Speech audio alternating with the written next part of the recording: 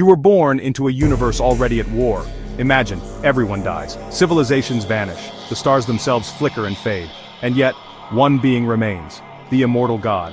On the surface, this looks like freedom, no resistance, no judgment, no demands, but immortality without mirrors is not liberation, it is the most perfect prison ever designed. No witnesses, divinity needs an audience. Without recognition, worship, or resistance, infinity collapses into meaninglessness. No contrast. Power is only power when there is something to affect. Alone, the god's power is inert, like a sword in a vacuum. No change. Time itself stagnates. Without living beings to measure, to create, to die, eternity hardens into a frozen block of solitude. What was once infinity becomes stillness. What was once godhood becomes irrelevance. Worse than chains, worse than gulags, worse than cosmic cages, the prison of reflection. The god is left with only its own mind, cycling endlessly, unable to escape itself, the prison of perfection. Without imperfection, without mortals, without chaos, there is no drama, no story. A god in solitude becomes a machine looping its own perfection, until perfection becomes unbearable, the prison of immortality. A mortal can die to end their suffering, but an immortal god has no escape clause. The dead world becomes an eternal sentence. Distorted whisper, not freedom, not victory, only silence. In myth, the greatest punishment for a god is not defeat, but irrelevance.